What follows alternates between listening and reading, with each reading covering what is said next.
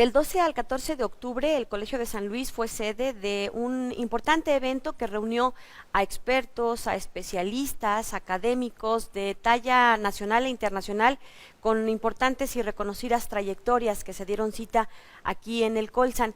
Fue ocasión para el primer Congreso de Crítica Textual, la literatura mexicana en sus fuentes, y tuvimos oportunidad de platicar con 4 de estos invitados especiales y bueno, pues nos han llevado de la mano para ir entendiendo la importancia de este trabajo especializado de crítica textual, que es como una reconstrucción histórica, arqueológica, de cómo se van haciendo los grandes libros, los grandes autores, y bueno, todo esto nos platican porque al final pues son retratos de las sociedades en las que nos estamos desarrollando. Nos van a platicar de algunos libros muy conocidos de los periodos, por ejemplo, de la Revolución Mexicana, como Los de Abajo, de Mariano Azuela, o de otros no tan conocidos, de autores un poco raros, pero que también nos retratan importantes episodios o momentos de el México, de la sociedad, y bueno, pues qué mejor que en voz de estos especialistas que hacen precisamente crítica textual. Comenzamos, bienvenidos. El Colegio de San Luis, a través del programa de estudios literarios, realizó la Semana Sobrenatural. Dentro del V Congreso Internacional, Diablos, Brujas y otros entes sobrenaturales y fantásticos de la tradición oral.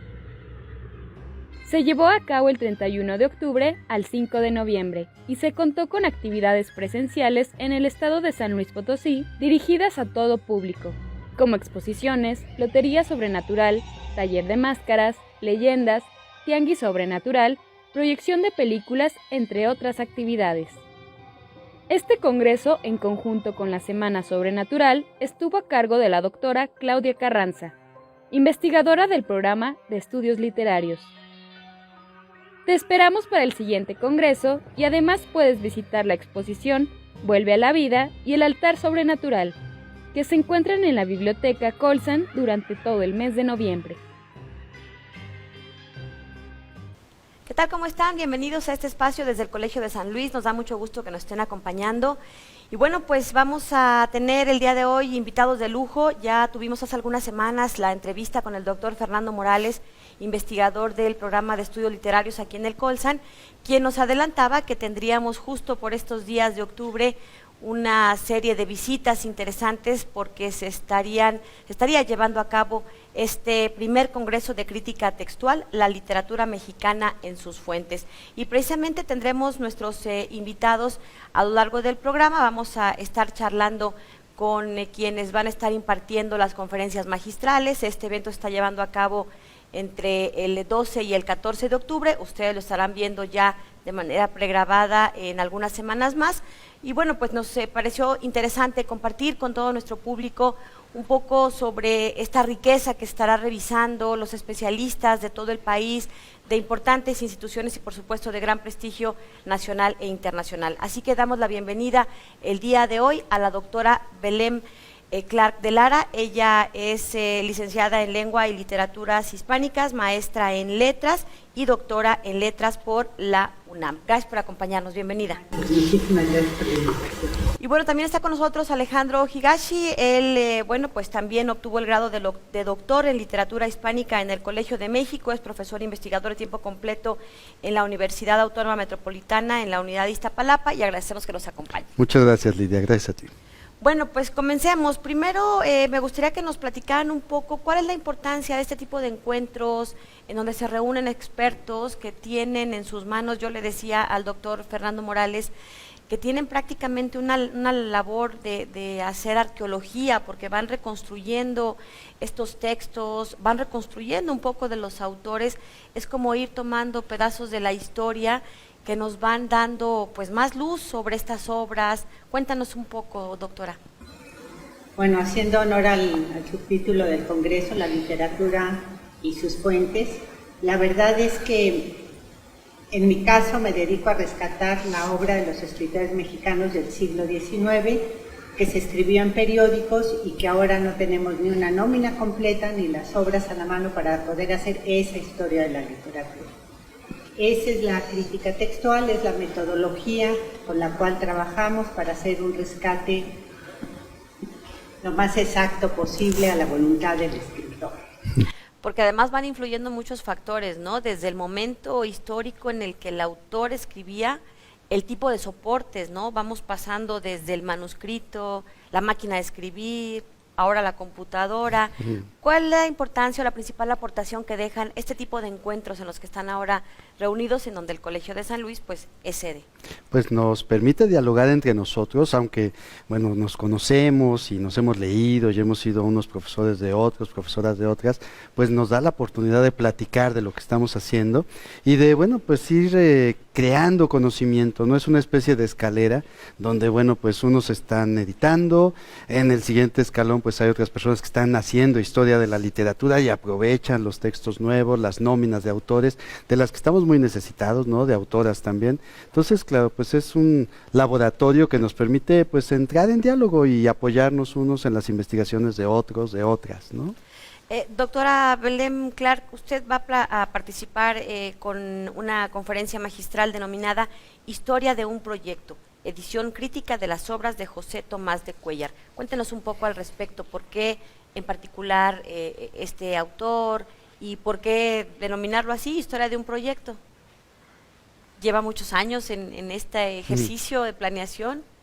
Llevamos 2 décadas y fuimos pioneros, yo creo que Alejandro y yo con Concepción Company, en pensar la edición crítica. Es una disciplina poco conocida en México, que llevamos estas 2 décadas de pensarla, de crear escuela, de dar cursos colectivos sobre la materia y de ir insertándola en el currículum universitario de las dependencias, en este caso de San Luis, del colegio. En esta idea de repensar y de crear un proyecto no es mía, originalmente la de Cuéllar sí, pero vengo de un proyecto anterior que es el de Gutiérrez Nájera, y es un proyecto de obras, o sea, toda la obra que el escritor escribió en periódicos o en libros, que es el caso de Cuéllar, no es el caso de Gutiérrez Nájera, y él incluso llegó a hacer una antología después de cierta producción que publicó primero en la prensa serial. Esta idea es darle a la nación el rescate de su patrimonio cultural. Yo tuve una particular inclinación hacia Cuéllar por cuestiones personales, porque fue cadete del colegio militar y estuvo en la defensa del 47, y porque curiosamente mi tesis de licenciatura asignada fue los índices de la ilustración potosina que Cuéllar escribe en esta magnífica ciudad en 1869-70, con escritores de aquí y de fuera, y es una revista literaria. Ahí empiezo y luego creo el proyecto de obras, no voy a decir completas porque siempre van apareciendo cosas y crean dolores de cabeza, pero el proyecto de obras de este escritor, costumbrista, y después un crítico social duro y real. Justo ahorita regresaríamos un poco, si nos permite, a este aspecto de cuáles los aspectos que han encontrado, que no se esperaban o que esperándolos aún así siguen sorprendiendo, porque creo que más allá de la obra también van dando cuenta de los momentos históricos del país o de su vida personal, que bueno, ahorita regresamos. Me gustaría comentar también con el doctor Alejandro Higashi acerca de su ponencia, Historia de la Poesía Mexicana, a partir de los cambios de soporte entre los siglos XIX y XX. ¿Tiene que ver un poco con que escribían a mano y luego a máquina, o de qué va? Sí, es un proceso muy interesante que define lo que va a pasar en la poesía de los siglos XX y XXI, y es el paso justamente del espacio público de la prensa periódica al espacio privado del poemario. Es decir, ese libro que ya va a tener exclusivamente poemas y que el poeta o la poeta pues ya está escribiendo para un público muy determinado, y que eso pues va a construir el panorama de la poesía contemporánea, moderna y contemporánea. una poesía muy centrada en un hermetismo, muy centrada en una construcción de una enorme dificultad, que hoy la gente, tú lo sabes, dice, ay, yo no leo poesía porque no la entiendo, no me gusta, porque no sé qué quiere decir, qué quiso decir el poeta, Tú lo etcétera. sabes porque ya me vio que justo por eso no le entro a la No, poesía. porque a nuestro público seguramente tiene ese tipo de prejuicios, no en el sentido negativo, sino el de prejuzgar algo. Y la realidad es que sí, la poesía se ha construido a partir del principio, de inicio del siglo XX, con ese propósito de que no se entienda, ¿no? ¿Por qué? Pues porque en el siglo XIX justamente la poesía empezó a circular en los periódicos y circulaba pues como un bien social, como un bien de intercambio social, donde los géneros que dominan es la poesía patriótica, para el evento cívico, para la circunstancia política, donde la poesía que domina es la poesía amorosa, y bueno, hay una serie de poemas que siempre empezaban con el título de En el álbum de la señorita tal, porque efectivamente para los cumpleaños de la señorita a los 15 años, al entrar al recinto de la fiesta había un álbum donde los poetas dejaban sus poemas ahí, llenos de lugares comunes, llenos de frases ingenuas, pero bueno, que para una circunstancia social, para una circunstancia pública, pues eran muy adecuados. Poesía satírica, existían los semanarios satíricos, que claro, pues en el verso encontraban pues la jiribilla, el chiste, la gracia,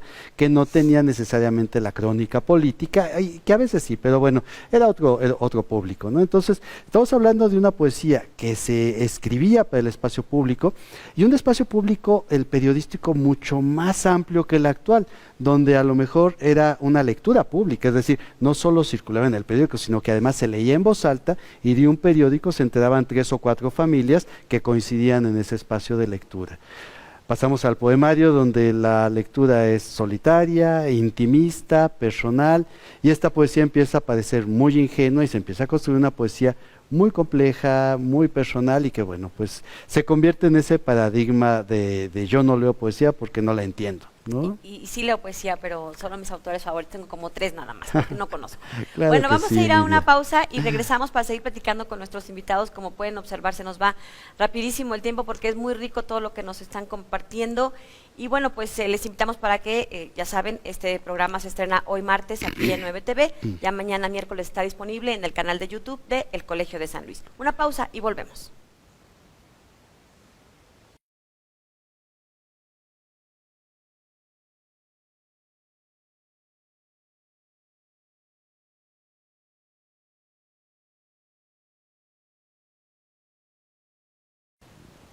Bien, continuamos, estamos platicando con nuestros invitados de hoy que están participando como invitados especiales en este primer Congreso de Crítica Textual, del cual el Colegio de San Luis es la sede. La literatura mexicana en sus fuentes ha reunido a un grupo de especialistas con una importante trayectoria a nivel nacional e internacional, y bueno, pues hoy tocó el turno de platicar con el doctor Alejandro Higachi y con la doctora Belén Clark de Lara. Doctora, decía yo que queríamos regresar un poco a esto, usted nos comentaba parte del trabajo que ha realizado durante varias décadas. ¿Cuáles son los principales hallazgos que le sorprendieron o que no esperaban y que siguen siendo parte importante de este trabajo que hacen ustedes de crítica textual? Pues hay cosas que me gustaría decir, muchas, pero no tengo tiempo. Pero, por ejemplo, el que Cuéllar hace las primeras historietas en México. En 1869 precisamente publica la primera en la Ilustración Potosí. Después que su primera novela la publica aquí, El pecado del siglo, es una novela histórica de época de Revilla y Quevedo, y el pie de imprenta es 1869, Colegio Problemático, San Luis Potosí.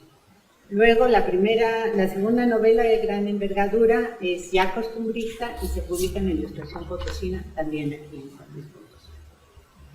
Me gustaría decir que saliendo de este gran proyecto de obras de Cuéllar, por cuestiones administrativas le cambiamos después el nombre y nos permitió publicar 8 títulos más distintos a Cuéllar, pero concluir sus obras, que sale las 2 últimas, yo creo que a principios del semestre próximo del año 23, y está, por ejemplo, las primeras memorias que tenemos hasta ahorita registradas de un conservador de Esnaurriza, Hidalgo y Esnaurriza, que no teníamos contemplado, ¿no? Entonces se publican en el o la primera edición moderna de Claudio Oronoz, o en Turania, que son semblanzas de los escritores de la revista moderna en el cambio de siglo, y que tampoco estaban muy a la mano. Entonces, el proyecto ha permitido incorporar textos que no teníamos a la mano o que ni siquiera sabíamos que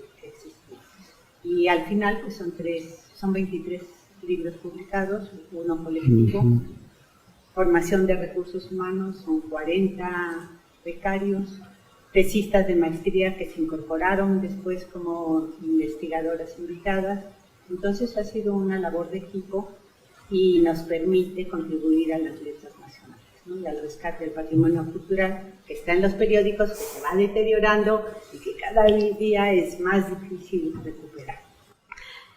Alejandro, ¿cuál dirías tú que ha sido como de las principales aportaciones o hallazgos que a lo largo de tu trayectoria has hecho en torno a este ejercicio de reconstrucción, de recuperación?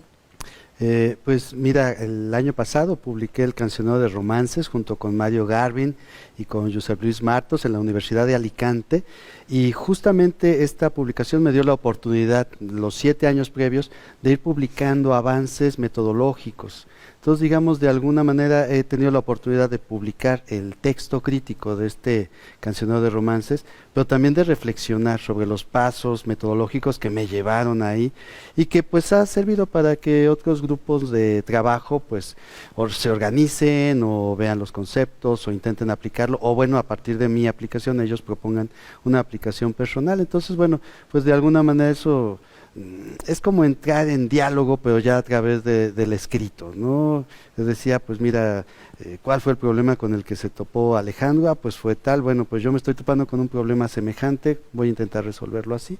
Entonces, bueno, es al final también un ámbito de docencia, ¿no? De seguir enseñando a través de la experiencia personal, a través de estos mecanismos de comunicación. ¿Cuáles son los principales factores que han encontrado que influyen en cambios o en modificaciones de una primera edición o incluso de un manuscrito y que se van encontrando ciertas evoluciones?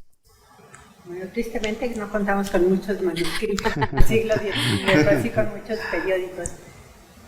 Hay modificaciones estilísticas, se escribe la entrega diaria al periódico y después los escritores, por ejemplo, retoman un texto, lo perfeccionan en el estilo, en la mirada, incluso a veces no es lo mismo un texto de los 70 que de los 90, aunque sea el mismo, pero las variantes nos permiten conocer cambios políticos, cambios ideológicos y por supuesto la perfección en la escritura. Son escritores muy conscientes, saben lo que hacen, pero siempre es perfectible.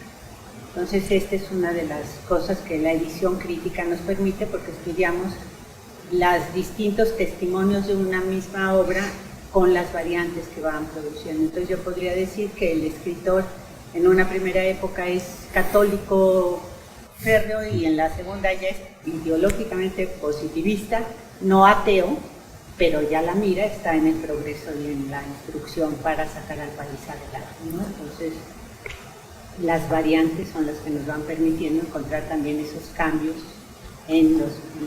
no nada más en los textos, sino en la posición del escritor a lo largo del tiempo. Y en las mismas sociedades, ¿no? En los grupos colectivos. Por ejemplo, a usted que le tocó estudiar San Luis Potosí, ¿qué observó? ¿Qué encontró? ¿Cómo nos ve ahora? Que nos visita en el Colsan. Depende desde donde se habla. Cuando está haciendo la crónica Altamirano en la Ciudad de México, dice, ¿qué voy a decir que pasó en la semana? Si yo estuviera en París, yo tendría de qué hablar. Y Cuéllar está en San Luis Potosí y dice, ¿de qué voy a hablar? Si no pasa gran cosa, ¿no? Entonces, si yo estuviera en la Ciudad de México, tendría tema para mi crónica. Pues no, yo veo un San Luis ahora dinámico comparado con el que Cuéllar vivió. También hay que decir que Cuéllar vino exiliado, entonces tampoco estaba tan contento por no acá. Estaba tan contento. Claro. Pero encontró una gran actividad o la fomentó en grupos y en escritura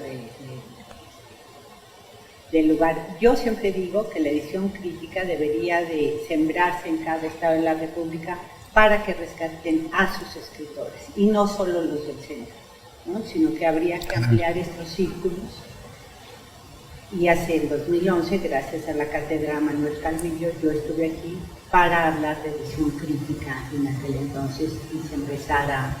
Bueno, ya estaba Antonio Cajero con la disciplina, pero para fomentar este trabajo en distintos lugares, uno de los docentes. ¿Qué más se rescata cuando se hace crítica textual? Fíjate que conforme avanzas en el siglo XX, pues empiezan a quedar más testimonios.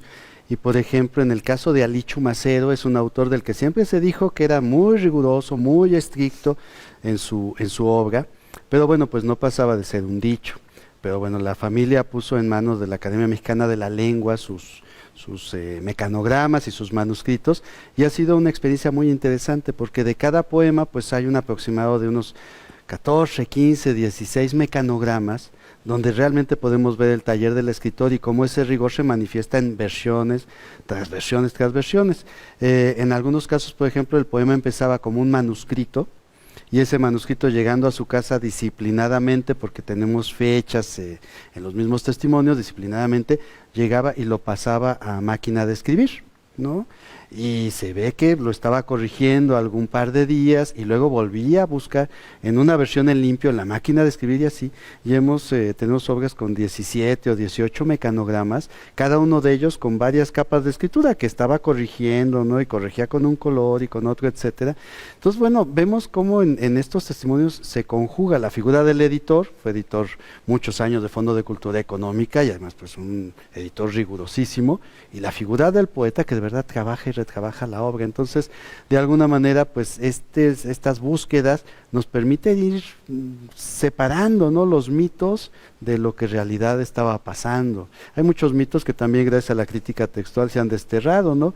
Que por ejemplo Antonio Alatorre y Juan José Arriola decían que ellos le habían puesto la puntuación a Juan Rulfo en Pedro Páramo cuando ellos fueron correctores de Fondo de Cultura Económica, y la realidad es que no, la realidad es que la puntuación que conocemos en las ediciones príncipes de Fondo de Cultura Económica son las que estaban ya en los mecanogramas de Rulfo.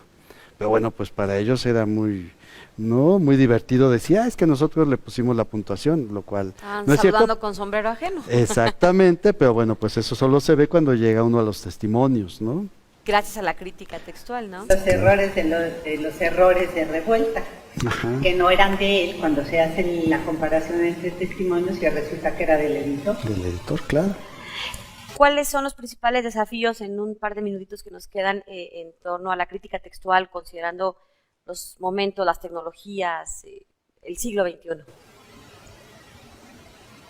Pues yo creo que todavía sigue siendo un trabajo de arrastrar el lápiz.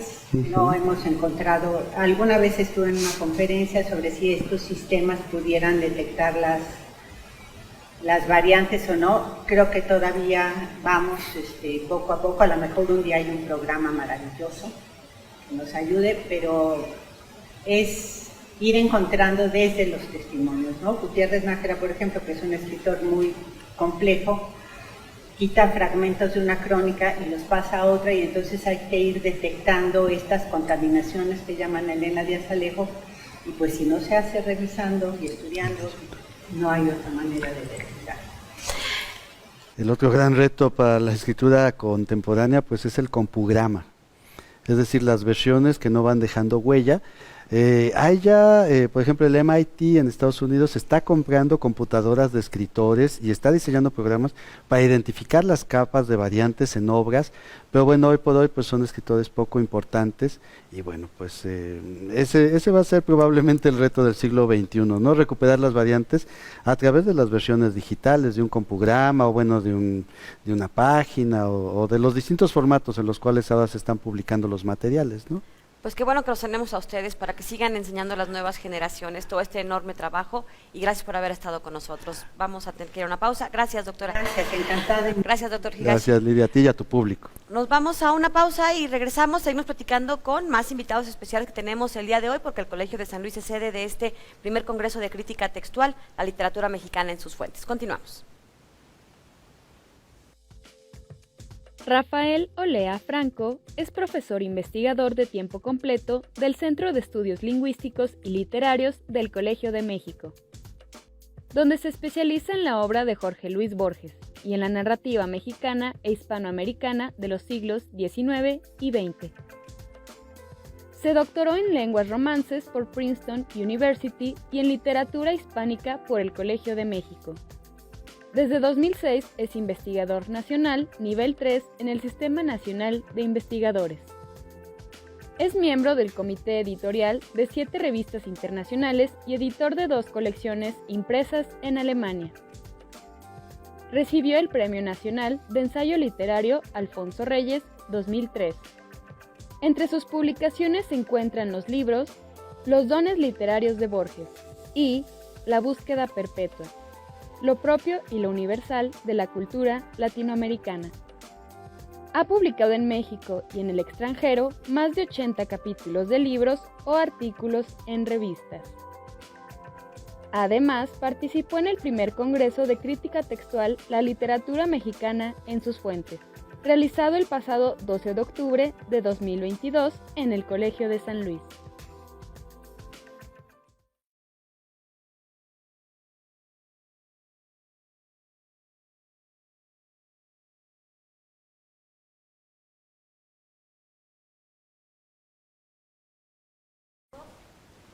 Bien, estamos de regreso, continuamos con este programa en el marco del primer Congreso de Crítica Textual, la literatura mexicana en sus fuentes, del cual el Colegio de San Luis es sede, y pues tenemos la fortuna de estar recibiendo a importantes académicos, investigadores, expertos, con un reconocimiento y trayectoria a nivel nacional e internacional, y nos da mucho gusto que así sea. Así que ahora vamos a saludar a 2 de nuestros invitados que nos van a acompañar el resto del programa. El doctor Rafael Olea Franco, gracias por acompañarnos. Gracias por la invitación.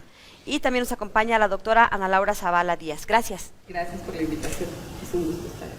Bueno, pues les platico un poquito de la amplia trayectoria que ambos tienen. El doctor Rafael Olea es profesor investigador de tiempo completo del Centro de Estudios Lingüísticos y Literarios del Colegio de México, donde se especializa justamente en la obra de Jorge Luis Borges y en la narrativa mexicana e hispanoamericana de los siglos XIX y XX. Y los invito para que nos sigan en redes sociales. Vamos a presentar una cápsula específica del doctor Rafael Olea, en donde daremos algunos otros datos de su importante trayectoria. Y la doctora Ana Laura Zavala, ella es licenciada en Lengua y Literatura Hispánicas, maestra en Letras Mexicanas y doctora en Letras por la UNAM. En el año 2000 ingresó como investigadora en el Instituto de Investigaciones Filológicas de la UNAM y bueno, pues a partir de 2009 es miembro del Seminario de Edición Crítica de Textos. Ambos, por supuesto, con una importante trayectoria, conocimiento, por algo están acá en este importante evento. Bueno, pues comencemos entonces. A ver, doctor Rafael Olea, cuéntenos un poco sobre la importancia de estar realizando este tipo de eventos. Ya lo mencionábamos al principio del programa un poco sobre este trabajo de reconstrucción, de recuperación que ustedes tienen que hacer. Yo le decía en un programa anterior al doctor Fernando Morales que se convierten en una especie de arqueólogos que andan excavando y andan reconstruyendo y recuperando estos pedazos de la historia de los autores o de las obras.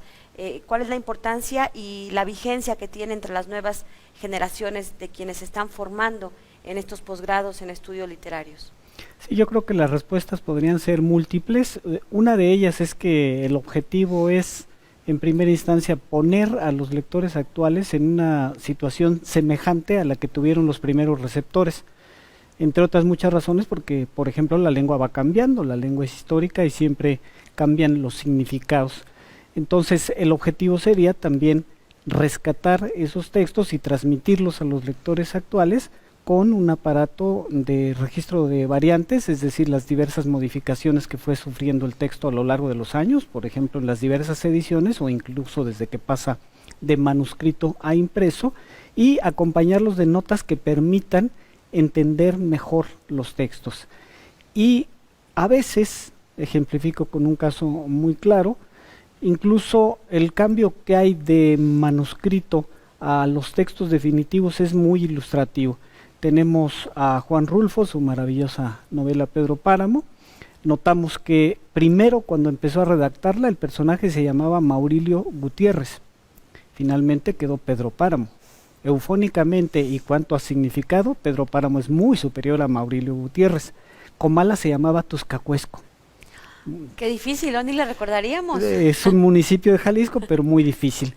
Y luego hay fragmentos en donde Rulfo claramente percibió que conforme iba perfilando la novela, tenía que hacer ligeros cambios que sin embargo son muy sustantivos. Cuando hay una escena en donde al sacerdote Rentería le entregan a un niño y se le dice que es hijo suyo, es decir, va a ser el futuro Miguel Páramo, y el padre Rentería no lo acepta y dice que más bien lo lleven con su padre Pedro Páramo, y en la versión escrita, manuscrita, primero dice, ahí no le faltará misericordia, y después lo cambió simple y sencillamente, no le faltará cobijo. ¿Por qué? Porque Rulfo percibió muy bien que la misericordia es un atributo cristiano muy elevado, y Pedro Páramo, un cacique implacable, no puede tener misericordia, lo que tiene es dinero, y entonces por eso lo cambia, no le faltará cobijo. La edición crítica, por ejemplo, en esos casos, privilegia un testimonio base, un texto que desea transmitir, y registra las variantes, y en este caso nos tendría que decir que en el manuscrito Rulfo había puesto primero misericordia y finalmente decidió poner cobijo, y que es más congruente con cómo se perfila el personaje, porque obvio que el texto lo va escribiendo paulatinamente el escritor y va definiendo los personajes y el argumento y los va ajustando, y la forma final que conocemos pues no concuerda necesariamente con la original.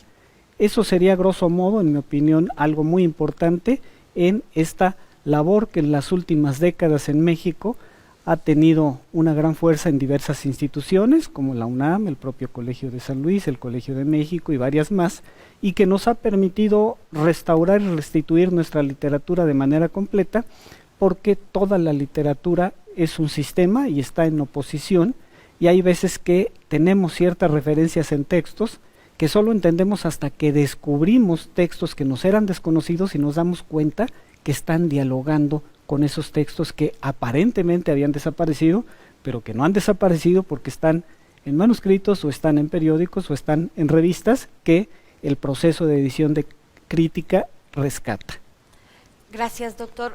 ¿Cuál es, Ana Laura, cuál es esta búsqueda, cómo ha sido que has descubierto, y la importancia de que hoy se encuentran acá reunidos en el Colegio de San Luis con diferentes perspectivas, el análisis de diferentes autores, obras, épocas, etcétera? Mira, me encantaría empezar más bien creo que por lo último, por la importancia de que estemos reunidos aquí. La verdad es que hace mucho tiempo tuvimos un coloquio, un primer coloquio, no hubo una continuidad. A mí me parece importantísimo que se haya hecho esto porque tú lo decías y me encantó que empezaras así, esta idea como de la arqueología, ¿no? O sea, todos pagamos por ir a Chichén Itzá y ver las ruinas y tienen como pues mucho prestigio, ¿no? La gente viene a ver esto y no consideramos que nuestra literatura es parte también de ese patrimonio, ¿no? Es decir, no pensamos que recuperarlo, que tratar de ponerlo nuevamente en circulación para los lectores, para que se apropien los nuevos lectores de eso que finalmente es su patrimonio, es algo importante. Entonces este coloquio me parece importantísimo porque además estamos conviviendo gente que llevamos pues 20 años haciendo edición crítica con jóvenes que ya son nuestros alumnos, que se han interesado por autores que nadie había hecho nada de esos autores y que de pronto nos revelan cosas que no sabíamos, ¿no? Entonces me parece además una iniciativa muy importante de parte del Colegio de San Luis, de los organizadores, de Fernando que está aquí, porque esto era necesario, ponernos a todos en comunicación y empezar a hacer vínculos, ¿no? Sobre todo porque pareciera ser que a veces esto está muy centralizado y es necesario hacerlo algo, un círculo, creo yo, nacional, ¿no? Para ir recuperando. Que yo me especializo en cosas muy raras. A mí me gustan cosas muy raras, al doctor Olea le gustan más. Rulfo, que es, digamos, más. Y me gustan esos tradición. contrastes, porque vamos a ir platicando precisamente de la perspectiva de cada quien. Sí, yo trabajo siglo XIX, sobre todo el porfiriato, y yo me he especializado en cosas, yo digo que un poco raras, porque yo trabajo vínculos entre medicina y literatura. Así les gustan a los del Colsan también, a nuestros investigadores. Pues es que es como para los raros. Los raros, exacto. Entonces, realmente yo he trabajado cosas, me he interesado en escritores que también fueron médicos, y tratar de recuperar en su obra. Por ejemplo, estoy trabajando un escritor que se llama Hilarión Frias y Soto, que fue médico, que tiene algunas novelas sobre manicomios, ¿no? Y tratar de difundir estas novelas donde él está reflexionando sobre cosas que son importantes en el momento, ¿no? La enfermedad, ahora que además la enfermedad está por todos lados. Que con esto de la pandemia, pues todos regresamos como esta cuestión así nos da ya fobia estar cerca y demás. Pues es algo que está en el 19 y que los médicos están ahí hablando de eso y que además son escritores y demás. Entonces yo, justo la labor es encontrar este tipo de escritores, ver qué están escribiendo, publicarlos con una metodología, tratar de entregar a los lectores textos depurados, ayudarles en la lectura. Es decir, al final la edición crítica es comunicar, o sea, es dar otra vez ese mensaje que estaba ahí y tratar de acercarlo a nuevos lectores con una metodología específica. Vamos a platicar con nuestros invitados ahora que regresemos de la pausa, justo de lo que van a estar compartiendo en sus conferencias respectivas a lo largo de estos 3 días que se han reunido aquí en el Colegio de San Luis, porque efectivamente tenemos como esos dos contrastes, por un lado el doctor Rafael Olea, que tiene dentro de su amplia trayectoria estos estudios en torno a una novela que nos es pues muy familiar a muchos, aunque no seamos expertos o especialistas, como es Los de Abajo, de Mariano Azuela, que retrata y recoge un periodo específico en la literatura mexicana. Y bueno, pues lo que nos acaba de comentar también Ana Laura, ¿no? A los raros, que también ya nos estamos un poco familiarizando con esto, porque justo varios investigadores del Colegio de San Luis nos han explicado un poco la importancia de estar recuperando a estos autores que no son o tan famosos o tan mediáticos, pero que son igual de importantes. Hacemos una pausa y continuamos.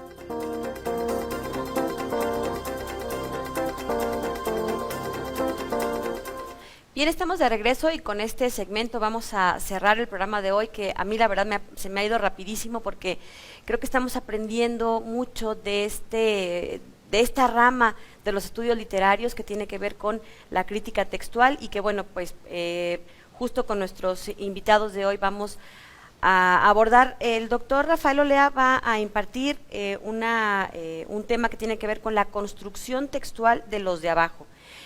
¿Cuál es, cómo se va a ir cambiando, entendiendo esta novela que, bueno, ya decía yo antes del corte, tiene que ver con un periodo muy particular de la historia mexicana y de la cultura mexicana? Sí, mi enfoque es sobre todo desde esa perspectiva de cómo se fue formando el texto, porque tiene una historia muy extraña en el siglo XX mexicano. En 1915 hubo 2 ediciones, ambas en El Paso, Texas, una por entregas en un periódico que se llamaba El Paso del Norte y otra ya en formato de libro por la misma editorial que tenía El Paso del Norte.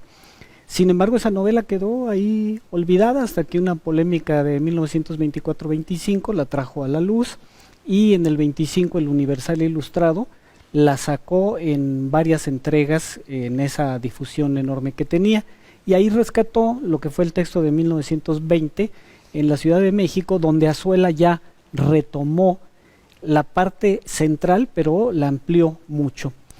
Es importante saber cómo fue el proceso, porque entonces uno se explica que Azuela una parte de la novela la iba escribiendo y publicando en el diario del Paso del Norte en 1915 conforme la redactaba.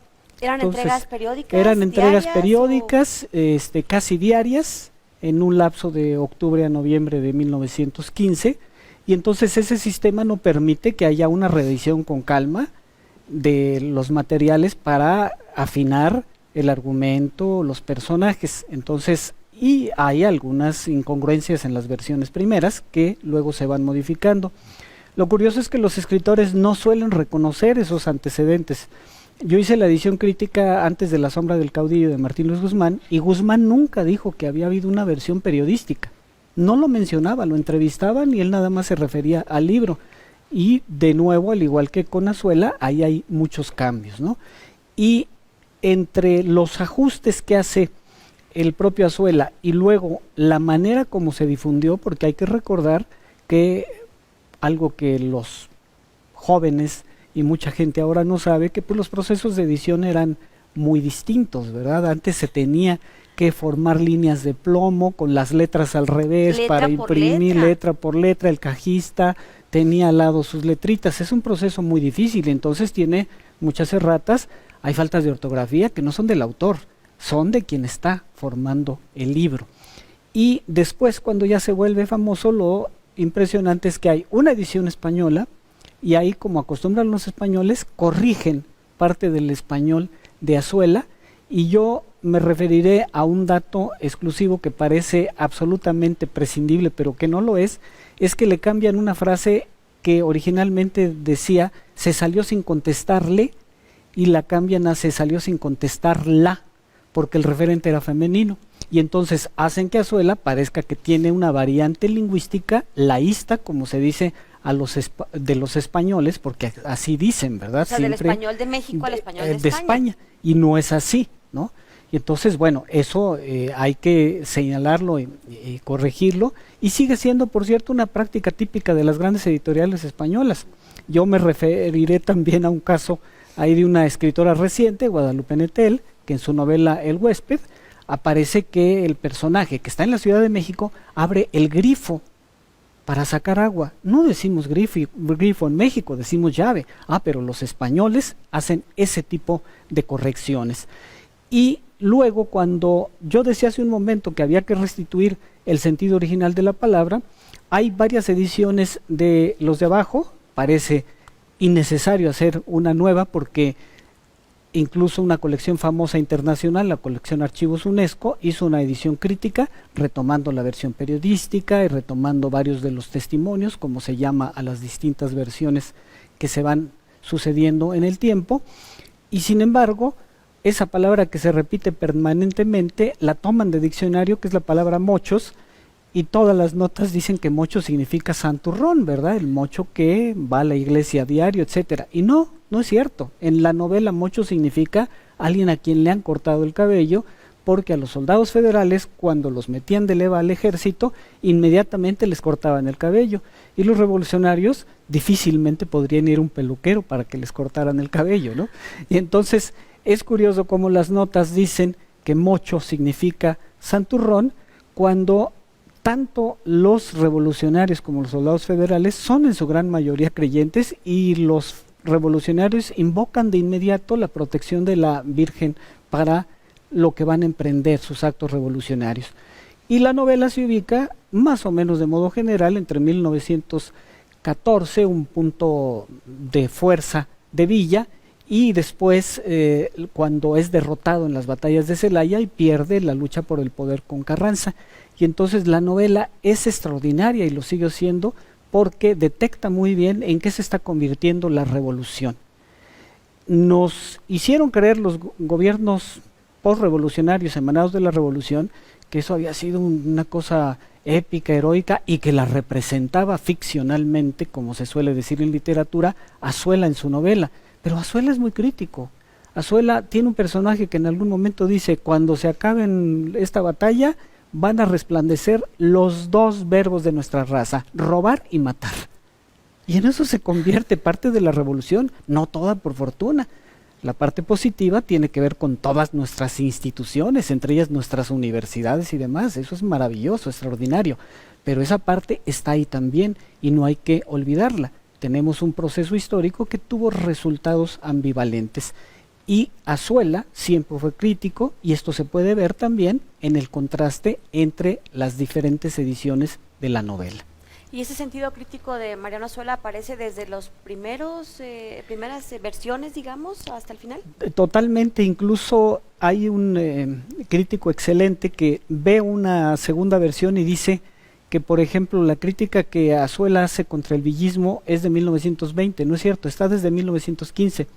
Hay que recordar que Azuela tomó datos para lo que representó en su novela en sus funciones de médico del villismo. Él estuvo apoyando al villismo, pero ahí se da cuenta de lo que es el villismo y eso no le gusta cuando hay actos de lo que diríamos en otra terminología de barbarie, los critica mucho y sobre todo los que él llamaba logreros, en otra terminología diríamos arribistas, que se montan en la revolución para recibir beneficios de ella, ¿no? Eso es el problema, es que después se quiso hacer pasar una sola cara de la moneda que está en la novela cuando son dos. Doctora Ana Laura, platícanos cuál es la importancia de orientarte a autores poco conocidos, que no son, ya decía yo, un poquito no tan mediáticos o no tan famosos. ¿Por qué? Pues porque yo creo que, bueno, partiendo un poco de la idea de que la historia de la literatura no se hace solamente de las grandes figuras, es decir, no solamente tendríamos que rescatar a las grandes figuras, sino que quizá esas otras figuras que no tienen tanta visibilidad nos ayudan incluso a explicar a las grandes figuras, ¿no? Es decir, son antecedentes muchas veces de esas otras figuras. Los influyeron. Pues claro, o están dialogando con ellos. Entonces, la idea un poco es hacer como un gran corpus, tampoco solo dedicarnos a algunos escritores, sino ver qué es todo eso que hay ahí, qué es todo ese patrimonio que hay ahí. En el caso del texto que yo estoy editando, que se llama, es una novela, que además, según algunos críticos, es la primera novela realista mexicana. ¿El hijo del Estado? El hijo del Estado, que es una novela que trata sobre... sobre todo le interesa hablar sobre el hospital de maternidad y cómo se construye el hospital de maternidad y una historia desafortunada de una chica que tiene que llegar a este hospital y muere en el momento en el que, y ya no cuento más porque ya no la van a comprar. Pero digamos que lo interesante de la novela es que es una novela que el autor además le dedica a Manuel González, que es en ese momento presidente, en este momento en que Porfirio Díaz suelta tantito el poder y ya después lo toma y no lo regresa, ¿no? Y es muy interesante porque la novela, la novela también, como el de abajo, se publica en un periódico por entregas, pero es muy claro que el escritor la va haciendo sobre la marcha, ¿no? Entonces, después dicen que se edita el libro, por eso el libro nunca lo hemos encontrado. Entonces, realmente hay muchos autores que solamente vamos a encontrar en los periódicos y eso representa retos, porque tampoco no hemos tenido como país una conciencia de que los periódicos son una fuente importantísima, ¿no? para el trabajo que hacemos. No hacemos solo lo que hacemos literatura o crítica textual para los historiadores, otras disciplinas. Y entonces, bueno, desde buscar los periódicos, tener las fuentes que estén en buen estado, y si no están en buen estado hay que buscarlos en otro lado, porque entonces si no tuviéramos eso, esta novela se perdería. Y es una novela muy interesante porque incluso hay una discusión ahí sobre si el naturalismo o no en México, si escenas, por ejemplo, él hace una escena que causa revuelo, que es justo el momento del parto, ¿no? Hace una descripción muy extraña, digamos, entre erótica y el siglo XIX. Y naturalista del momento en el que se da el parto. Y lo critican muchísimo. O sea, la novela ni siquiera se ha terminado de publicar y ya en los periódicos están diciendo que qué barbaridad, que cómo se atreve, ¿no? Le llegan a decir que es el hombre bisturí, que cómo, ¿no? Entonces se crea toda una polémica sobre esta novela que si no se recuperara, pues eso se perdería, ¿no? Pues es una parte de mirar cómo es que se fue haciendo. Y no nos retrataría el México de ese momento, ¿verdad? Y por ejemplo, una institución tan importante como la casa de maternidad y el orfanato. O sea, él hace toda la historia de cómo se construye, quiénes llegaban ahí y demás. Entonces, sirve también de fuente para otras cosas, ¿no? Para repensar otras cosas. Pues lamentablemente el tiempo se nos terminó. Les quiero agradecer a los dos que nos hayan acompañado. Muchas gracias doctor Olea. Gracias por estar con nosotros. Muchas gracias. Bueno, pues nos vamos, les agradecemos que nos hayan acompañado, les invitamos para que a través de nuestras redes sociales estén pendientes de los contenidos que están generando en el marco de este primer Congreso de Crítica Textual, la literatura mexicana en sus fuentes. Y este programa, ya sabe, lo puede ver a partir de mañana en el canal de YouTube de El Colegio de San Luis. Gracias, soy Lidia Huache, hasta la próxima. El Colegio de San Luis te invita a los eventos y actividades que se llevarán a cabo durante los próximos días. El programa de estudios antropológicos te invita a Los minerales del Real y su desierto mágico a 15 años. Resultados, propuestas y desafíos. Donde se realizará una serie de talleres, conferencias y más. El 16 y 17 de noviembre en Real de 14. Consulta las bases en nuestras redes sociales. La doctora Isabel Monroy, académica del programa de Historia del Colsan, participará en el coloquio La Historia desde los Colegios, los días 17 y 18 de noviembre en el Colegio de Jalisco. Puedes consultar el programa completo en nuestra página de Facebook. Se llevarán a cabo las segundas jornadas mistralianas, Mistralear las Tierras, Diálogos entre México y Chile. Evento encabezado por la doctora Oresta López. El 23, 24 y 25 de noviembre. A partir de las 10 horas por YouTube y Zoom de CERPAT. ¿Quieres estudiar un posgrado con beca CONACYT? El Colegio de San Luis tiene abiertas las convocatorias de Maestría en Historia y Maestría en Gestión Sustentable del Agua. Conoce las bases en nuestras redes sociales y página web. Consulta los detalles de este y otros eventos a través de nuestra página web www.colsan.edu.mx y síguenos también en nuestras redes sociales.